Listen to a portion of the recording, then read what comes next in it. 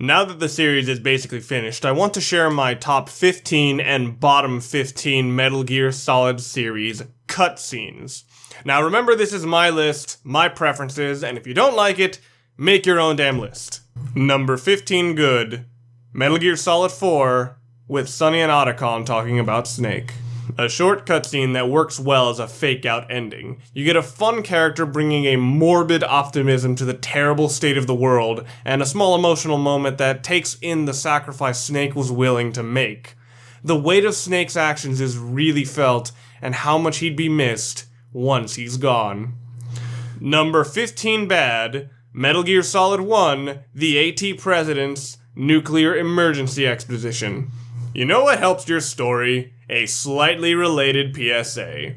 It's a bit weird that nuclear weapons and nuclear energy are lumped together in this story despite the drastically different intent, and it's just too on the nose for the cause some writer believes in. This is really just irrelevant world building that's the sort of thing you'll skip after you see it once, and just weirded out on the times you don't. Number 14 good, Metal Gear Solid Twin Snakes, Sniper Wolf takes down Meryl.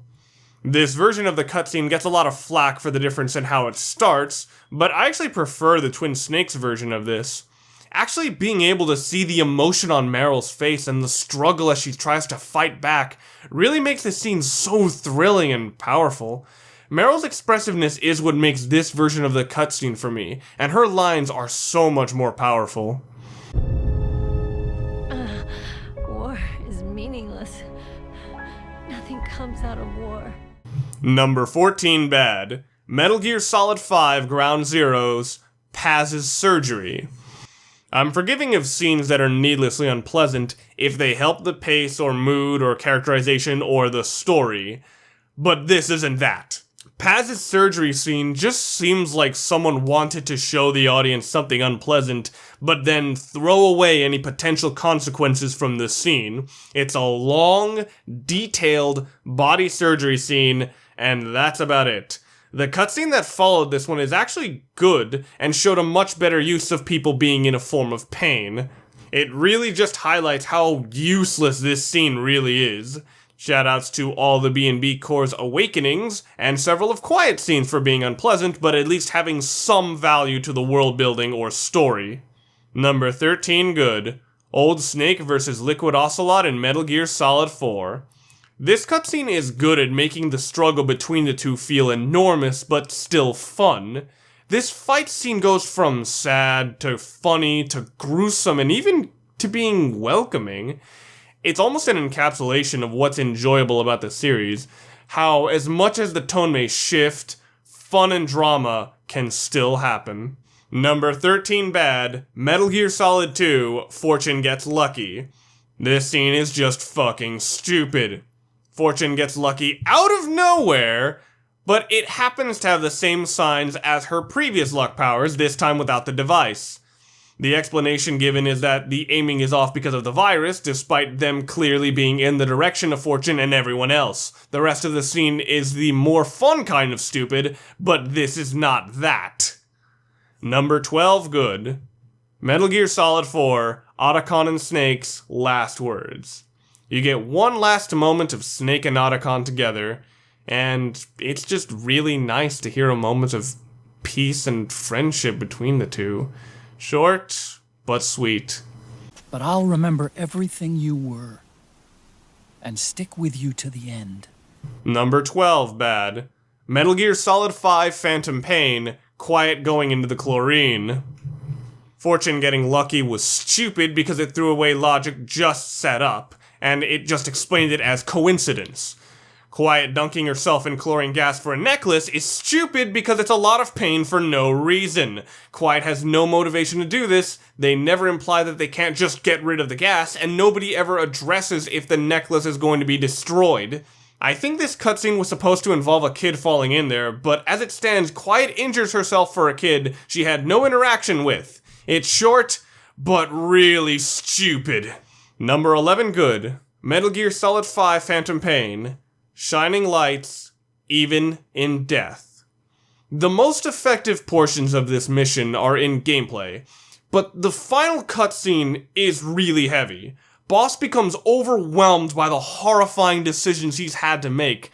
As someone who went to a lot of effort to get extra soldiers for their base, this cutscene hit me incredibly hard, as I'd worked so hard to get good soldiers, and knowing that boss valued his soldiers the way that he did made me feel how difficult this must have been for him. He was loyal to his soldiers and they were loyal to him, and that only made it so much harder. Number 11 bad. Metal Gear Solid 4 Guns of the Patriots, Naomi committing suicide. I'm not as negative on Naomi committing suicide as I used to be, but the scene is still senseless. It feels like a token attempt to justify Otacon crying for a woman again. It just feels forced and contrived, as if they just ran out of use for Naomi, except as a body count. Number 10 good. Metal Gear Solid Peace Walker, Big Boss's final speech. The best piece of storytelling in Peace Walker, and one of the most powerful transitions for a character. For such a short cutscene with no visuals, it is incredible. If the times demand it, we'll be revolutionaries, criminals, terrorists, and yes, we may all be headed straight to hell. But what better place for us than this? It is our only home, our heaven, and our hell. This is utter heaven. Number 10 bad. Metal Gear Solid 4. Drebin explains the Patriot systems.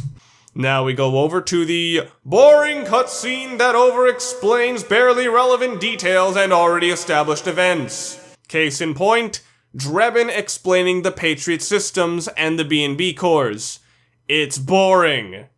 Number 9 good. Metal Gear Solid 1 and Twin Snakes, Psycho Mantis. Probably the most iconic moment in the series. Mantis messing with your controller and analyzing your playstyle was such a huge surprise to everyone once they got to this point. The added detail of reading your memory card was mind-blowing for many, and it's an amazing personal touch for a fantastically trippy scene.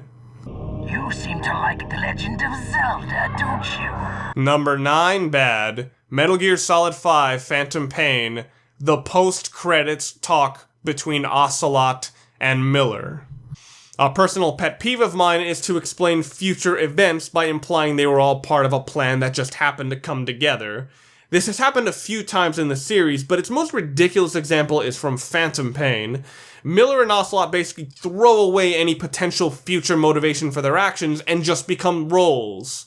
Because clever writing that shows a character's transformation is too much hard work. Number 8 good. Metal Gear Solid Twin Snakes, Gray Fox killing soldiers. The original version of this scene is unnerving and scary in its sudden tone shift and brutality. The Twin Snakes version of Gray Fox killing Emmerich's guard still has a lot of those brutal and unnerving elements, but is the more fun kind of scary. The massacre of soldiers is such a spectacle and so cool. And I always just have to watch this scene. This is the best medium between the original game's grim style and the remake's over-the-top style. Number 8 bad. Metal Gear Solid 4 Guns of the Patriots. Raiden has lightning powers, except he doesn't. This is like Fortune's Luck cutscene, except even dumber. There's genuinely no explanation I know of for Raiden's lightning, and the behavior of the enemies here is so laughable, it can only come off as contrived. Apparently guns become optional when your enemies are old or literally unarmed. I wouldn't be bothered so much by this contrivance, except all of the following cutscenes completely ignore it. It sets up a new dynamic to completely remove it. Number 7 good. Metal Gear Solid 4 Guns of the Patriots. Liquid takes the system. The amazing thing about the cutscene where Liquid takes control of the Sons of the Patriots is how it is campy and fun, but also really intimidating. Liquid is so entertaining and over the top about how he acts, and the scale of his opposition is enormous. The story backing this is what makes this more than just a campy scene though. Effectively, no one can stop Liquid now. He has become the single most powerful person in the world, and everyone else is helpless to his will. It is the best of both fun MGS and dramatic MGS. Number 7 bad. Metal Gear Solid 4 Guns of the Patriots. Big Mama explains Boss and Zero's history. Boring cutscene that over-explains barely relevant details and already established events. So basically the entire history of the Patriots gets explained here. It's a brute force exposition dump that barely relates back to Snake. Number 6 good. Metal Gear Solid 5 Phantom Pain. Quiet's goodbye. First of all, fuck all of you, I like Quiet. Second of all, this is a really good cutscene for what Big Boss has built up to now. He built up a family of soldiers and now one of them is trapped with him, and neither of them is willing to let the other die. With the story of why Quiet chose to not speak and what eventually forces her to do so, I have never been so emotionally invested in someone giving instructions to a helicopter. The ending of Quiet leaving for your own safety and knowing that she won't come back is really heart-wrenching. It's so sad to say goodbye. Number 6 bad. Metal Gear Solid 5 Phantom Pain. Skullface's exposition dump. Our last bad one was Forceful Exposition. This gets a Brucey bonus point for being Forceful Exposition and the most awkward setting for it in the history of the universe. More Brucey bonus points for being Skullface's only real explanation for his motivation in history, and its setup and ending being contrived as hell. This is saved slightly by Skullface having 2 hilariously cheesy lines. Wouldn't you agree? Such a lust for revenge? Oh! Number 5 good. Metal Gear Solid 2 Emma Emmerich's death. Emma's death in Metal Gear Solid 2 is not sad because I loved Emma, but more because of Otacon's reactions and story around it. Knowing that he went so far to save his sister that he ultimately couldn't, and now has a living reminder that would never let him forget that she was dead. The writing and story aren't as pronounced as Christopher Randolph's amazing performance as Hal Emmerich. He brings so much emotion and power to his character, it's incredible. Perhaps the single best performance in the series. It was my fault. All my fault. Forgive me, Emma. So remember how I said the goofiness of Liquid taking over SOP didn't take away from how powerful it was as an ending of an act? Well, what if any power of the scene is dead on arrival, but at the same time it's still entertaining, awe-inspiring, and fun? You get the number 5 worst cutscene and the number 4 best cutscene, Act 4's ending. Where do I start? Okay, first of all, in a moment that makes no sense in context, Ocelot feigns dying a fox die out of nowhere. Snake suddenly loses control of half his body, which might have been sad if the sight of him struggling to catch up with Liquid wasn't absolutely hilarious. And the sub with the Mount Rushmore of snakes! So much of this cutscene is like that. The serious moments and any weight they carry are killed by the absurdity on display, but at the same time it makes it more entertaining. I used to be really frustrated with this scene, as trying to take it as seriously as possible was a struggle. But now that I'm not taking the series as seriously as I used to, this is an absolute blast of a cutscene that's also pretty fucking stupid. Okay, back to standard procedure. Number 4 bad. Metal Gear Solid Peace Walker. Robot boss thinks with her heart. So, how do you end the story of a giant robot that's supposed to have the AI of an old mentor? With terrible dialogue. The weird thing about this ending, and what could be said about most of Peace Walker in general, is that many of the ideas here could work and could be a powerful story, but the writing and art chosen to tell this story is so awful and makes events that could have been good into cringeworthy fan fiction. Number 3 good. Metal Gear Solid 2 The Ending. It may not have had the answers people wanted, but I still really like the ending to Metal Gear Solid 2. There's a weird optimism and likability to how Snake and Raiden act together, and there's something wonderful about seeing a character who's unsure of his grasp on reality properly finding a new direction in his life. This scene isn't dramatic or spectacular, it's just really nice. and works really well after how crazy the story was up to this point. Number 3 bad. Metal Gear Solid 4 Guns of the Patriots, Act 4 briefing. Boring cutscene that overexplains barely relevant details and already established events. It wasn't until I rewatched this cutscene again recently that I realized how fucking boring it is. They must have been relying on the fan excitement for returning to Shadow Moses to allow them to overlook this absolute train wreck of bad crap poetry. Even the stuff that's just exposition fails because most of what's recapped literally happened minutes ago. And the characters in the room listening all know what happened. And if you thought Raiden was whiny when he was human, at least he was reacting to events that were understandably out of his depth. Here, he's just having a moan. I have always been alone. Always. It's just a dreadfully long and boring cutscene full of stupid dialogue and useless information. Number 2 good. Metal Gear Solid Twin Snakes, Gray Fox Fighting Rex.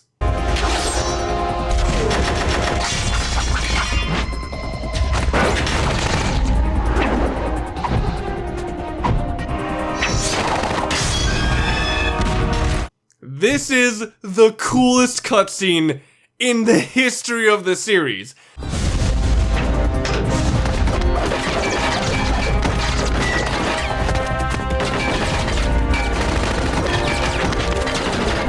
I'm not sure what I can really say. It's just amazing.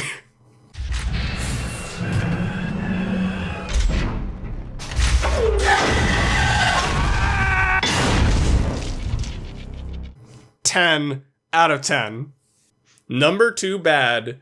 Metal Gear Solid Peace Walker's true ending.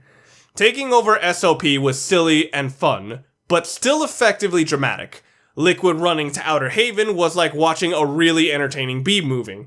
So, what happens when something is ridiculous like those, but don't have a weighty storyline payoff, strong visual presentation, entertaining performances, or awe-inspiring scale? You get crap. Peace Walker's true ending feels like the game trying to laugh and smile along with the audience, but without much interesting or fun actually happening. That's quite remarkable, given that the events are Lolita stereotype Paz turning evil, stealing our Metal Gear, and then fighting us in a J-pop bikini final battle. This reaches some weird point of chaos in the series where so much crazy is happening, but so much of it feels irrelevant and senseless, like someone trying really hard to be kooky instead of naturally having an interesting style. To compound matters, the cutscene immediately after the fight is Kazuhira Miller spitting in the face of any sense of time and history passing naturally by predicting 40 years of social and military changes for the first time in the game. This mercenary business we built, someday it's going to be a new driving force in the world economy. A paradigm shift from counter-communism to counter-terrorism. In the new age, armies won't be tied to states, and war will become a business. Maybe this is a case of me taking a scene too seriously, but I can't even bring myself to laugh at it because most of the crazy elements are destroyed through the terrible, terrible cutscene art, and the performance is played serious without really being energetic or captivating. I expected more from Travis Touchdown. Number 1 good. Metal Gear Solid 3 Snake Eater, The Boss's Confession. This is the obvious choice, but it's because it's fucking great. I don't know if there is any cutscene ever that has emotionally grabbed me as much as The Boss's Confession at the end of Snake Eater. It brings a whole new light to the actions you've been witnessing through the beginning of the game, and it's just a whole nother level of emotional. It's a punch to the soul following another punch to the soul. It's something that really does make you question why you've been doing this and why Snake has been doing this. And seeing Snake be so emotionally stern through the entire game to just start crying at the end, it really is the hardest hitting emotional moment in the entire series and my favorite cutscene in the entire Metal Gear Solid series. She sacrificed her life and her honor for her native land. She was a real hero. She was a true patriot.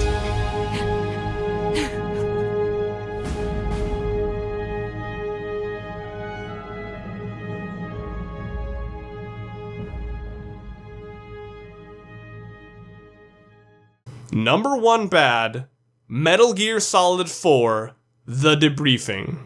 The biggest problem I have with this cutscene is its placement. After over a half hour of cutscenes. This also follows the same formula as most cutscenes in the middle of the game. Dramatic introduction, reveal, exposition, poetic bullshit. After 26 minutes of a cutscene that felt like it was wrapping things up, we get 20 minutes of a cutscene that feels like it's dragging its feet, going on forever. So little happens, and it's all padded out with so much crappy bad poetry. This scene is just boring. It relies entirely on interest of the Patriots carrying it, and the logistics of the Patriots are just boring. MGS1 ended with new hope found out of despair. MGS2 ended without much clarity, finality, but it was surreal and interesting enough to stick out. MGS3 ended with heart-wrenching emotion. MGS4 just kind of ends. There isn't much to feel or think about this scene. It's just a really long cutscene that drags out what little value it may have had. Now, regardless of whether or not you agree or disagree with me, know that I really love the Metal Gear Solid series. Even within some of the worst cutscenes, there are things of value. Heck, here's a line from my number 1 worst that I actually like. Ever since the day I killed the boss, I was already dead. Metal Gear's cutscenes are a point of contention, but there's something very engaging about the storytelling I really appreciate, and puts a focus on actors' performances that I can't say I've seen in other games. For better or for worse, the cutscenes are the signature of the Metal Gear Solid series. Thanks for watching. I hope you've enjoyed this video, and if you want more Metal Gear Solid goodness, I have been making way too fucking many Metal Gear games. I don't make the games. I just make videos about them. Like these, I've made a video of myself defending and pretty much just explaining what I love about Metal Gear Solid 5 Phantom Pain. I've made a video, that was my finger snapping. I made a video about the top 9 things that could have been improved about Phantom Pain. I made an analysis of multiple mystery characters in Metal Gear Solid and how it benefited or was the detriment of characters. And I should have one more video along the way, which is also going to be my return to a series I've needed to come back to for a long time, Great Game Gals. If you want to do a refresher on the series, which is easy, there's only 3 of them, click this box wherever it goes. And I hope you'll like and sub and all that other good stuff, and hopefully give me some responses, because I actually want to see what your guys' reactions are for what you think are the best and worst cutscenes in the series. Thanks for watching, and remember, don't be like the Patriots. Don't filter data just because fuck! I wrote down that line, and I actually was proud of that line. I'm keeping this in. I'm gonna redo that. And remember, don't be like the Patriots. Don't filter data just because it goes against what you believe. Alright. Fucking hell, 2-take Carlos. Jesus Christ. Fuck's sake, mate. Get your head in the game. Stuttering over every goddamn word, even the last line. Being proud of and shit. Fade to music.